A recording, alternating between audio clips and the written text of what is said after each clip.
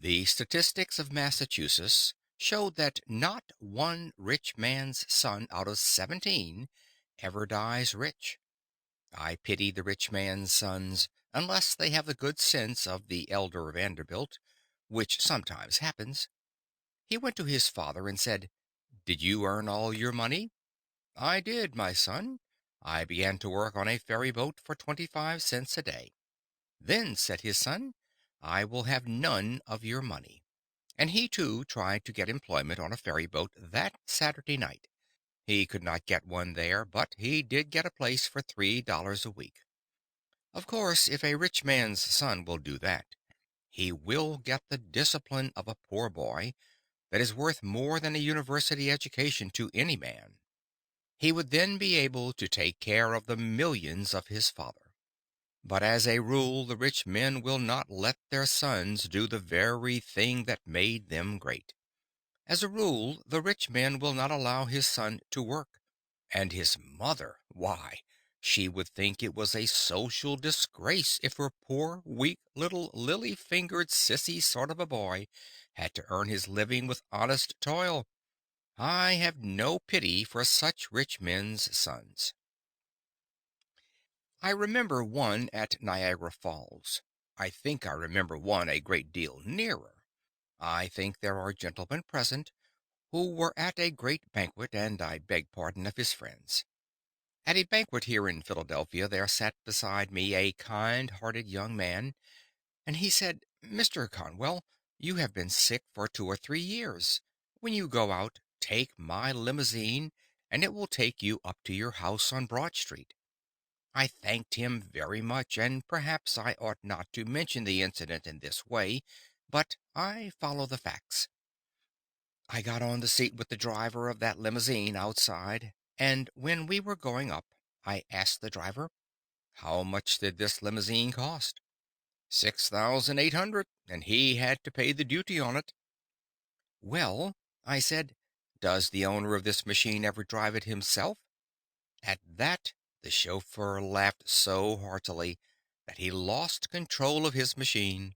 He was so surprised at the question that he ran up on the sidewalk and around a corner lamppost out into the street again. And when he got out into the street, he laughed till the whole machine trembled. He said, "He drive this machine? Oh, he would be lucky if he knew enough to get out when we get there." I must tell you about a rich man's son at Niagara Falls. I came in from the lecture to the hotel, and as I approached the desk of the clerk, there stood a millionaire's son from New York. He was an indescribable specimen of anthropologic potency. He had a skull cap on one side of his head, with a gold tassel in the top of it, and a gold-headed cane under his arm, with more in it than in his head. It is a very difficult thing to describe that young man. He wore an eyeglass that he could not see through, patent leather boots that he could not walk in, and pants that he could not sit down in, dressed like a grasshopper. This human cricket came up to the clerk's desk just as I entered, adjusted his unseeing eyeglass, and spake in this wise to the clerk. You see, he thought it was "Hinglish, you know," the lisp. "Sir, will you have the kindness to supply me with some paper and envelopes?" The hotel clerk measured that man quick, and he pulled the envelopes and paper out of a drawer and threw them across the counter toward the young man, and then turned away to his books. You should have seen that young man when those envelopes came across that counter. He swelled up like a gobbler turkey, adjusted his unseeing eyeglass, and yelled, "Come right back here! Now, sir, will you order a servant to take that paper and envelopes to yonder desk?" Oh, the poor, miserable, contemptible American monkey! He could not carry paper and envelopes 20 feet. I suppose he could not get his arms down to do it. I have no pity for such travesties upon human nature. If you have not capital, young man, I am glad of it. What you need is common sense, not copper cents. The best thing I can do is to illustrate by actual facts well known to you all. A.T. Stewart, a poor boy in New York, had $1.50 to begin life on. He lost 87.5 cents of that on the very first venture. How fortunate that young man who loses the first time he gambles. That boy said, "I will never gamble again in business." And he never did. How did he come to lose 87.5 cents? You probably all know the story how he lost it, because he bought some needles, threads, and buttons to sell which people did not want, and had them left on his hands a dead loss. Said the boy, "I will not lose any more money in that way." Then he went around first to the doors and asked the people what did they want. Then, when he had found out what they wanted, he invested his 62.5 cents to supply a known demand. Study it wherever you choose. In business, in your profession, in your housekeeping, whatever your life, that one thing is the secret of success. You must first know the demand. You must first know what people need, and then invest yourself where you are most needed. A.T. Stewart went on that principle until he was worth what amounted afterward to 40 millions of dollars, owning the very store in which Mr. Wanamaker carries on his great work in New York. His fortune was made by losing something, which taught him the great lesson that he must only invest himself or his money in something that people need. When will you salesmen learn it? When will you manufacturers learn that you must know the changing needs of humanity if you would succeed in life? Apply yourselves, all you Christian people, as manufacturers or merchants or workmen, to supply that human need. It is a great principle as broad as humanity and as deep as the scripture itself.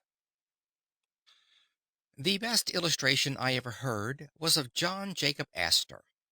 You know that he made the money of the Astor family when he lived in New York. He came across the sea in debt for his fare. But that poor boy with nothing in his pocket made the fortune of the Astor family on one principle. Some young man here tonight will say, "Well, they could make those fortunes over in New York, but they could not do it in Philadelphia." My friends, did you ever read that wonderful book of Rees? His memory is sweet to us because of his recent death, wherein is given his statistical account of the records taken in 1889 of 107 millionaires of New York. If you read the account, you will see that out of the 107 millionaires, only seven made their money in New York. Out of the 107 millionaires worth $10 million in real estate then, 67 of them made their money in towns of less than 3,500 inhabitants. The richest man in this country today, if you read the real estate values, has never moved away from a town of 3,500 inhabitants. It makes not so much difference where you are as who you are. If you cannot get rich in Philadelphia, you certainly cannot do it in New York. Now, John Jacob Astor illustrated what can be done anywhere. He had a mortgage once on a millinery shop, and they could not sell bonnets enough to pay the interest on his money. So he foreclosed that mortgage, took possession of the store, and went into partnership with the very same people in the same store with the same capital. He did not give them a dollar of capital. They had to sell goods to get any money. Then he left them alone in the store just as they had been before, and he went out and sat down on a bench in the park in the shade. What was John Jacob Astor doing out there, and in partnership with people who had failed on his own hands? He had the most important and, to my mind, the most pleasant part of that partnership on his hands. For as John Jacob Astor sat on that bench, He was watching the ladies as they went by, and where is the man who would not get rich at that business?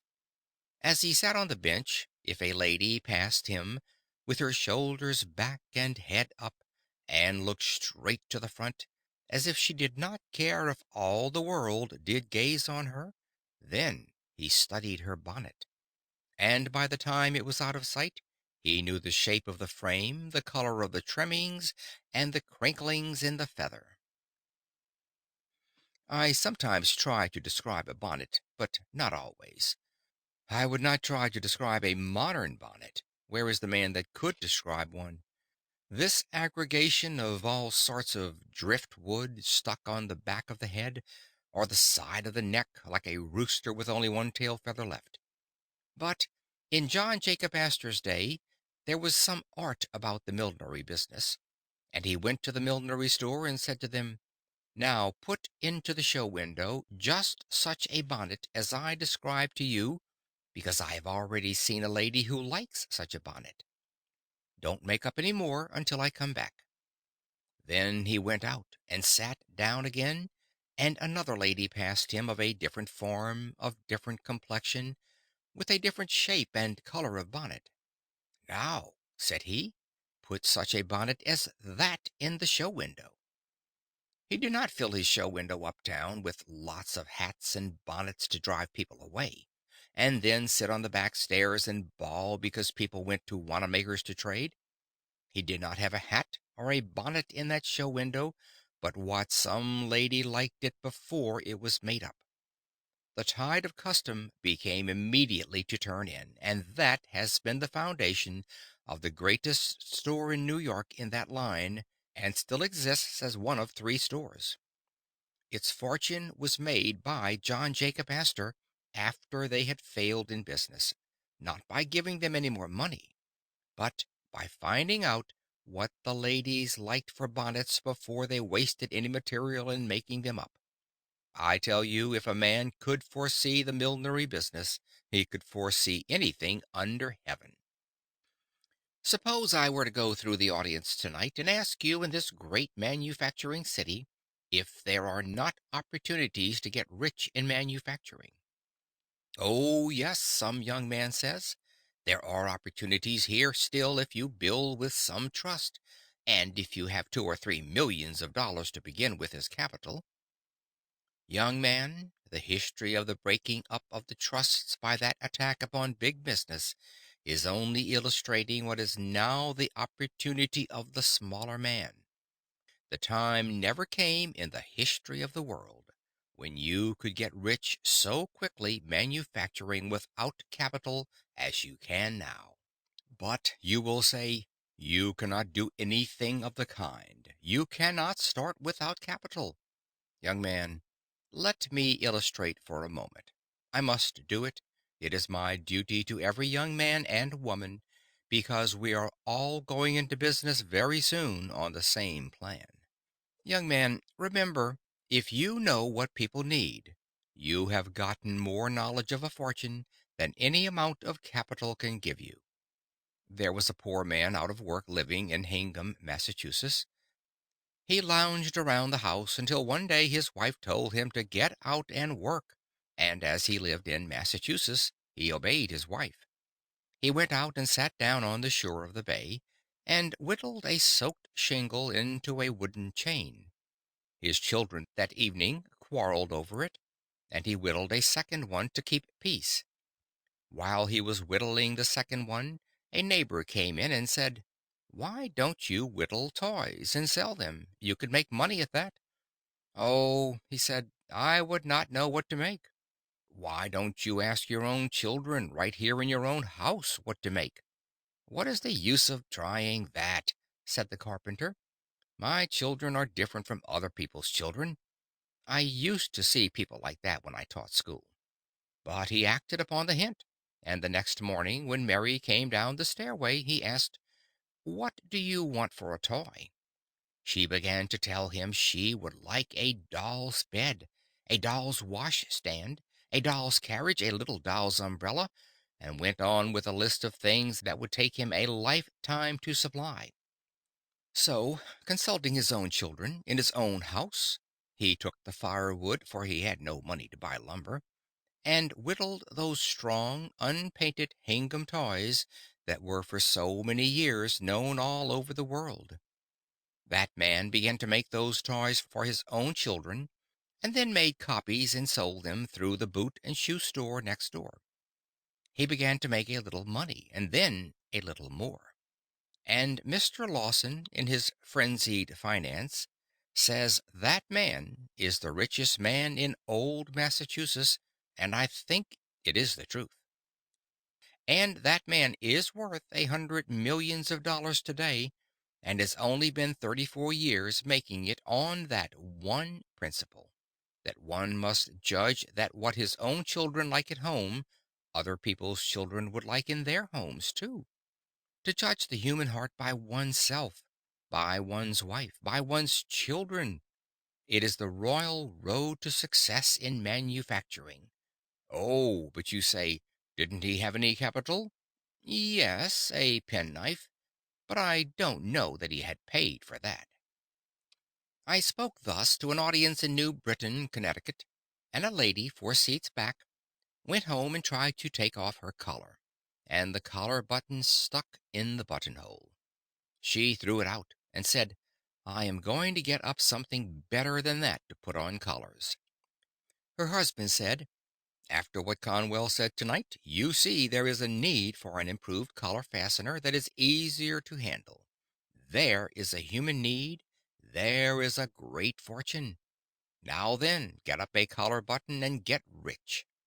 He made fun of her, and consequently made fun of me, and that is one of the saddest things which comes over me like a deep cloud of midnight sometimes. Although I have worked so hard for more than half a century, yet how little I have ever really done. Notwithstanding the greatness and the handsomeness of your compliment tonight, I do not believe there is 1 in 10 of you that is going to make $1 million because you are here tonight. But it is not my fault. It is yours. I say sincerely, what is the use of my talking if people never do what I advise them to do? When her husband ridiculed her, she made up her mind she would make a better collar button, and when a woman makes up her mind she will, and does not say anything about it, she does it. It was that New England woman who invented the snap button which you can find anywhere now. It was first a collar button with a spring cap attached to the outer side. Any of you who wear modern waterproofs know the button that simply pushes together, and when you unbutton it, you simply pull it apart. That is the button to which I refer and which she invented. She afterward invented several other buttons, then invested in more, and then was taken into partnership with great factories. Now that woman goes over the seas every summer in her private steamship, yes, and takes her husband with her. If her husband were to die, she would have money enough left now to buy a foreign duke or count or some such title as that at the latest quotations. Now, what is my lesson in that incident? It is this. I told her then, though I did not know her, what I now say to you. Your wealth is near to you. You are looking right over it. And she had to look over it because it was right under her chin. I have read in the newspaper that a woman never invented anything. Well, that newspaper ought to begin again. Of course, I do not refer to gossip. I refer to machines. And if I did, I might better include the men. That newspaper could never appear if women had not invented something. Friends, think. Ye women, think. You say you cannot make a fortune because you are in some laundry or running a sewing machine? It may be, or walking before some loom, and yet you can be a millionaire if you will but follow this infallible direction. When you say a woman doesn't invent anything, I ask, who invented the jacquard loom that wove every stitch you wear? Mrs. Jacquard. The printer's roller, the printing press were invented by farmers' wives. Who invented the cotton gin of the South that enriched our country so amazingly? Mrs. General Green invented the cotton gin and showed the idea to Mr. Whitney, and he, like a man, seized it. Who was it that invented the sewing machine? If I would go to school tomorrow and ask your children, they would say, Elias Howe. He was in the Civil War with me, and often in my tent I often heard him say that he worked 14 years to get up that sewing machine. But his wife made up her mind one day that they would starve to death if there wasn't something or other invented pretty soon, and so in 2 hours she invented the sewing machine. Of course, he took out the patent in his name. Men always do that. Who was it that invented the mower and the reaper? According to Mr. McCormick's confidential communication so recently published, it was a West Virginia woman who, after his father and he had failed altogether in making a reaper and gave it up, took a lot of shears and nailed them together on the edge of a board, with one shaft of each pair loose, and then wired them so that when she pulled the wire one way it closed them, and when she pulled the wire the other way it opened them, and there she had the principle of the mowing machine. If you look at a mowing machine, you will see it is nothing but a lot of shears. If a woman can invent a mowing machine, if a woman can invent a jacquard loom, if a woman can invent a cotton gin, if a woman can invent a trolley switch, as she did and made the trolleys possible, if a woman can invent, as Mr. Carnegie said, the great iron squeezers that laid the foundation of all the steel millions of the United States, we men can invent anything under the stars. I say that for the encouragement of the men. Who are the great inventors of the world? Again, this lesson comes before us. The great inventor sits next to you, or you are the person yourself. Oh, but you say, I have never invented anything in my life. Neither did the great inventors until they discovered one great secret. Do you think it is a man with a head like a bushel measure, or a man like a stroke of lightning? It is neither. The really great man is a plain, straightforward, everyday, common sense man. You would not dream that he was a great inventor if you did not see something he had actually done. His neighbors do not regard him so great. You never see anything great over your back fence. You say there is no greatness among your neighbors. It is all away off somewhere else. Their greatness is ever so simple, so plain, so earnest, so practical that the neighbors and friends never recognize it. True greatness is often unrecognized. That is sure. You do not know anything about the greatest men and women. I went out to write the life of General Garfield, and a neighbor, knowing I was in a hurry, and as there was a great crowd around the front door, took me around to General Garfield's back door and shouted, Jim, Jim! And very soon, Jim came to the door and let me in, and I wrote the biography of one of the grandest men of the nation, and yet he was just the same old Jim to his neighbor. If you know a great man in Philadelphia and you should meet him tomorrow, you would say, How are you, Sam? Or Good morning, Jim? Of course you would. That is just what you would do. One of my soldiers in the Civil War had been sentenced to death, and I went up to the White House in Washington, sent there for the first time in my life to see the President. I went into the waiting room and sat down with a lot of others on the benches, and the secretary asked one after another to tell him what they wanted. After the secretary had been through the line, he went in and then came back to the door and motioned to me.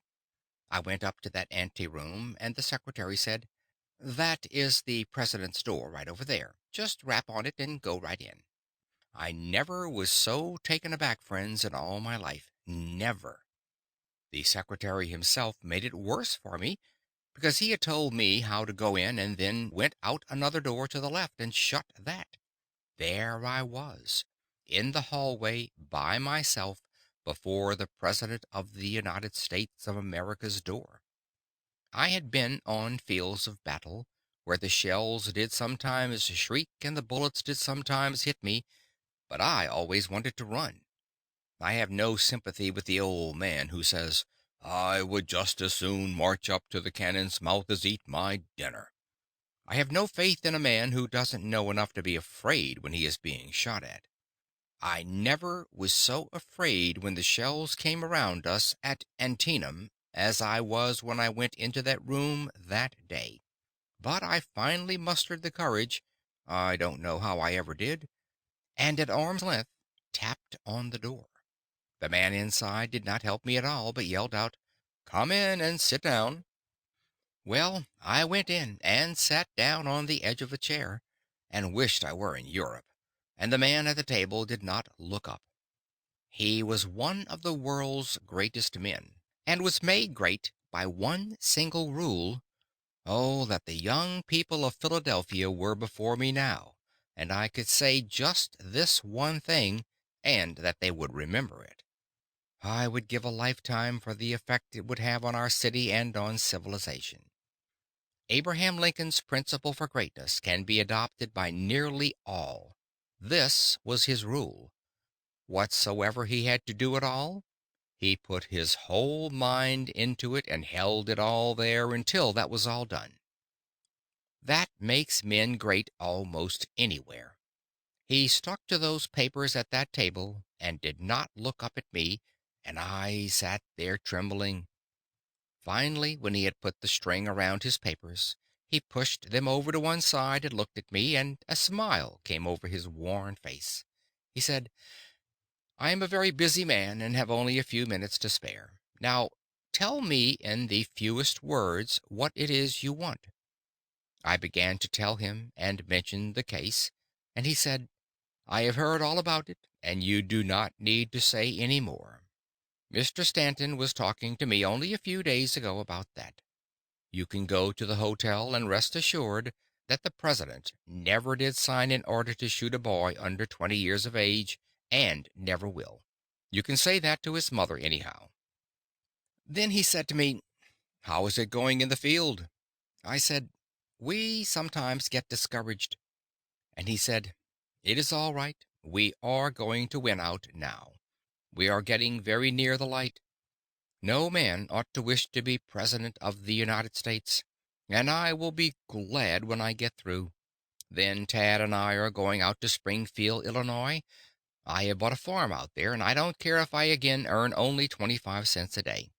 Tad has a mule team, and we are going to plant onions." Then he asked me, "Were you brought up on a farm?" I said, "Yes, in the Berkshire Hills of Massachusetts." He then threw his leg over the corner of the big chair and said, "I have heard many a time, ever since I was young, that up there in those hills you have to sharpen the noses of the sheep in order to get down to the grass between the rocks." He was so familiar, so everyday, so farmer like, that I felt right at home with him at once. He then took hold of another roll of paper and looked up at me and said, "Good morning." I took the hint then and got up and went out. After I had gotten out, I could not realize I had seen the President of the United States at all. But a few days later, when still in the city, I saw the crowd pass through the East Room by the coffin of Abraham Lincoln, and when I looked at the upturned face of the murdered President, I felt then that the man I had seen such a short time before, who, so simple a man, so plain a man, was one of the greatest men that God ever raised up to lead a nation on to ultimate liberty. Yet he was only Old Abe to his neighbors. When they had the second funeral, I was invited, among others, and went out to see that same coffin put back in the tomb at Springfield. Around the tomb stood Lincoln's old neighbors, to whom he was just Old Abe. Of course, that is all they would say. Did you ever see a man who struts around altogether too large to notice an ordinary working mechanic? Do you think he is great? He is nothing but a puffed up balloon, held down by his big feet. There is no greatness there. Who are the great men and women? My attention was called the other day to the history of a very little thing that made the fortune of a very poor man. It was an awful thing, and yet, because of that experience, he, not the great inventor or a genius, invented the pen that is now called the safety pin, and out of that safety pin made the fortune of one of the great aristocratic families of this nation. A poor man in Massachusetts who had worked in the nail works was injured at 38, and he could earn but little money. He was employed in the office to rub out the marks on the bills made by pencil memorandums, and he used a rubber until his hand grew tired. He then tied a piece of rubber on the end of a stick and worked it like a plane. His little girl came and said, "Why, you have a patent, haven't you?" The father said afterward, "My daughter told me when I took that stick and put the rubber on the end that there was a patent, and that was the first thought of that." He went to Boston and applied for his patent, and every one of you that has a rubber tipped pencil in your pocket is now paying tribute to the millionaire. No capital, not a penny did he invest in it. All was income, all the way up into the millions. But let me hasten to one other greater thought. Show me the great men and women who live in Philadelphia. A gentleman over there will get up and say, "We don't have any great men in Philadelphia. They don't live here. They live away in Rome or St. Petersburg or London or Mayanook or anywhere else but here in our town." I have come now to the apex of my thought. I have come now to the heart of the whole matter and to the center of my struggle. Why isn't Philadelphia a greater city in its greater wealth? Why does New York excel Philadelphia? People say, "Because of her harbor." Why do so many other cities of the United States get ahead of Philadelphia now? There is only one answer, and that is because our own people talk down their own city. If there ever was a community on earth that has to be forced ahead, it is the city of Philadelphia. If we are to have a boulevard, talk it down. If we are to have better schools, talk them down. If you wish to have wise legislation, talk it down. Talk all the proposed improvements down. That is the only great wrong that I can lay at the feet of the magnificent Philadelphia that has been so universally kind to me. I say it is time we turn around in our city and begin to talk up the things that are in our city and begin to set them before the world as the people of Chicago, New York, St. Louis, and San Francisco do. Oh, if we only could get that spirit out among our people that we can do things in Philadelphia and do them well. Arise, ye millions of Philadelphians! Trust in God and man, and believe in the great opportunities that are right here, not over in New York or Boston, but here, for business, for everything that is worth living for on earth. There was never an opportunity greater. Let us talk up our own city. But there are two other young men here tonight, and that is all I will venture to say, because it is too late. One over there gets up and says, "There is going to be a great man in Philadelphia, but never was one." "Oh, is that so? When are you going to be great?" "When I am elected to some political office." Young man, won't you learn a lesson in the primer of politics, that it is a prima facie evidence of littleness to hold office under our form of government? Great men get into office sometimes, but what this country needs is men that will do what we tell them to do. This nation, where the people rule, is governed by the people, for the people, and so long as it is, then the office holder is but the servant of the people, and the Bible says the servant cannot be greater than the master. The Bible says, "He that is sent cannot be greater than him who sent him." The people rule, or should rule, and if they do, we do not need the greater men in office. If the great men in America took our offices, we would change to an empire in the next 10 years. I know of a great many young women, now that woman's suffrage is coming, who say, I am going to be President of the United States some day. I believe in woman's suffrage, and there is no doubt but what it is coming, and I am getting out of the way anyhow. I may want an office by and by myself. But if the ambition for an office influences the women in their desire to vote, I want to say right here what I say to the young men, that if you only get the privilege of casting one vote, you don't get anything that is worth while. Unless you can control more than one vote, you will be unknown, and your influence so dissipated as practically not to be felt. This country is not run by votes. Do you think it is? It is governed by influence. It is governed by the ambitions and the enterprises which control votes. The young woman that thinks she is going to vote for the sake of holding an office is making an awful blunder. That other young man gets up and says, there are going to be great men in this country and in Philadelphia. Is that so? When? When there comes a great war. When we get into difficulty through watchful waiting in Mexico. When we get into war with England over some frivolous deed, or with Japan or China or New Jersey or some distant country. Then I will march up to the cannon's mouth. I will sweep up among the glistening bayonets. I will leap into the arena and tear down the flag and bear it away in triumph. I will come home with stars on my shoulder and hold every office in the gift of the nation, and I will be great. No, you won't. You think you are going to be made great by an office. But remember that if you are not great before you get the office, you won't be great when you secure it. It will only be a burlesque in that shape. We had a peace jubilee here after the Spanish War. Out west, they don't believe this because they said Philadelphia would not have heard of any Spanish War until 50 years hence. Some of you saw the procession go up Broad Street.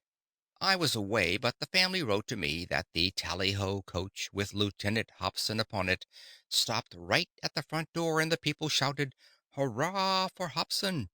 And if I had been there, I would have yelled too, because he deserves much more of his country than he has ever received. But suppose I go into school and say, "Who sunk the Merrimac at Santiago?" And if the boys answer me, "Hobson," they will tell me 7/8 of a lie.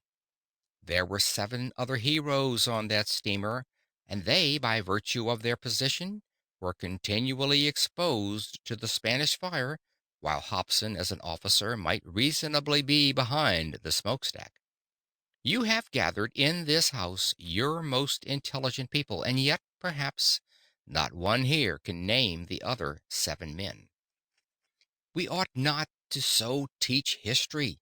We ought to teach that, however humble a man's station may be, if he does his full duty in that place, he is just as much entitled to the American people's honor as is the king upon his throne. But we do not so teach. We are now teaching everywhere that the generals do all the fighting. I remember that after the war, I went down to see General Robert E. Lee, that magnificent Christian gentleman, of whom both North and South are now proud as one of our great Americans. The general told me about his servant, Rassus, who was an enlisted colored soldier. He called him in one day to make fun of him, and said, "Rassus, I hear that all the rest of your company are killed, and why are you not killed?" Rassus winked at him and said, "'Cause when there is any fighting going on, I stay back with the generals." I remember another illustration. I would leave it out but for the fact that when you go to the library to read this lecture, you will find that this has been printed in it for 25 years. I shut my eyes, shut them close, and lo, I see the faces of my youth. Yes, they sometimes say to me, "Your hair is not white. You are working night and day without seeming ever to stop. You can't be old." But When I shut my eyes like any other man of my years, oh, then come trooping back the faces of the loved and lost of long ago. And I know, whatever men may say, it is evening time. I shut my eyes now and look back to my native town in Massachusetts, and I see the cattle show ground on the mountain top. I can see the horse sheds there. I can see the Congregational Church, see the town hall and mountaineers' cottages, see a great assembly of people turning out, dressed resplendently, and I can see flags flying and handkerchiefs waving and hear bands playing. I can see that company of soldiers that had re-enlisted marching up on that cattle show ground. I was but a boy, but I was captain of that company, and puffed out with pride. A cambric needle would have burst me all to pieces. Then I thought it was the greatest event that ever came to man on earth. If you have ever thought you would like to be a king or queen, you go and be received by the mayor. The bands played, and all the people turned out to receive us. I marched up that common so proud at the head of my troops, and we turned down into the town hall. Then they seated my soldiers down the center aisle, and I sat down on the front seat. A great assembly of people, 100 or two, came in to fill the town hall, so that they stood up all around. Then the town officers came in and formed a half circle. The mayor of the town sat in the middle of the platform. He was a man who had never held office before, but he was a good man, and his friends have told me that I might use this without giving them offense. He was a good man, but he thought an office made a man great. He came up and took his seat, adjusted his powerful spectacles, looked around when he suddenly spied me sitting there on the front seat. He came right forward on the platform and invited me to sit with the town officers. No town officer ever took any notice of me before I went to war, except to advise the teacher to thrash me, and now I was invited up on the stand with the town officers. Oh, my! The town mayor was then the emperor, the king of our day and our time. As I came up on the platform, they gave me a chair about this far, I would say, from the front. When I had got seated, the chairman of the selectmen arose and came forward to the table, and we all supposed he would introduce the congregational minister, who was the only orator in town, and that he would give the oration to the returning soldiers. But, friends, you should have seen the surprise which ran over the audience when they discovered that the old fellow was going to deliver that speech himself. He had never made a speech in his life, but he fell into the same error that hundreds of other men have fallen into. It seems so strange that a man won't learn he must speak his piece as a boy if he intends to be an orator when he is grown.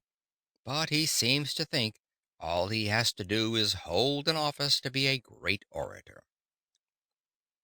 So he came up to the front and brought with him a speech which he had learned by heart walking up and down the pasture where he had frightened the cattle.